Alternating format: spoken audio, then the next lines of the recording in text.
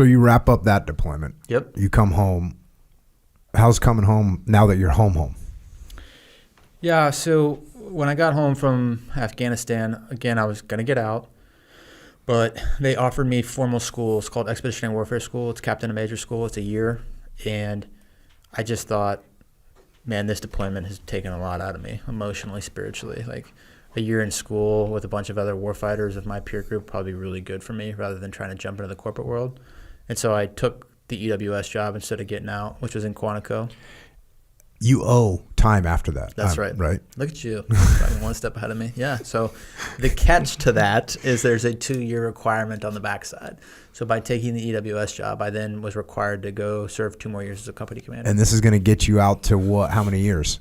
Really gets me out to a career is what it does. But yeah, it takes me to about 10 or 11 years. Yeah, 10 or 11 years. At which point a lot of guys say, hey, I've only got, what is it? You look at, I've only got 8 more years, and really how many tours is that? Plus, one of that last tour is a Twilight tour, so I really only have 6 years. So people start negotiating and rationalizing staying in, even if maybe it's not 100% what they're into at the time. That's right. Which is interesting because you're almost the whole time you've been saying you were going to get out, you're going to get out, you're going to get out.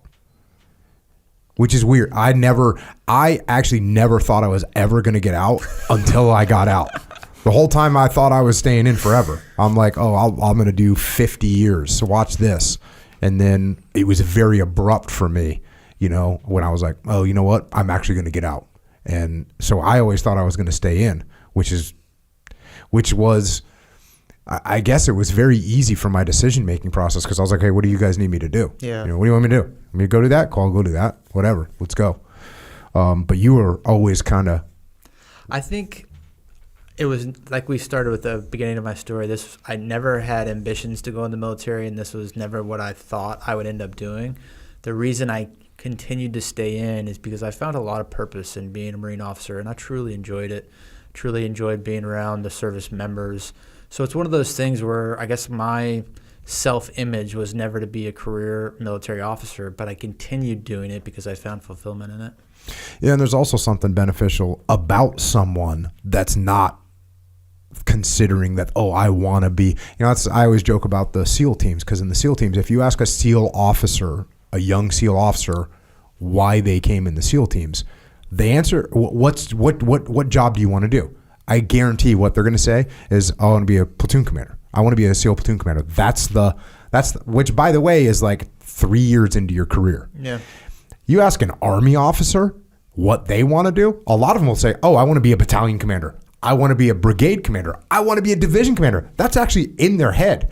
SEAL officers do not have that in their head. Most SEAL officers don't have that in their head. And there's something that's kind of nice about someone that's in the Army that just says, hey, I want to be, I don't have this big aspirations of being a general or a colonel. They just want to go and do the job. There's some benefits to it. There's also some detractions to it, because once guys in the SEAL teams get done with that platoon commander tour, a lot of them go, okay, I did that. Yeah. And we've, in the SEAL teams, tried to extend the operational tour a little bit longer. You can extend it. You can go a little bit longer and still do work. But eventually, it's going to dry up for you. And you don't get to be a battalion commander. You can be a SEAL team commander, but that's not the same as a battalion commander. It's really not the same as a brigade commander. Cool jobs, but it's not what people come in for. So the fact that you were sort of always thinking maybe I'll get out means to me, in a positive way, you weren't trying to maneuver for your career. Because there's a lot of guys that, I need to do this billet. I'm trying to get this award. I'm trying to get this deployment so I can get promoted. There are some people that's what's driving their careers. And it's horrible to see. It's horrible to see what they do. And there's certainly guys in the SEAL teams that are like that. That did have the goal of a platoon commander is just a stepping stone. Because what they really want to do is they really want to make admiral or whatever.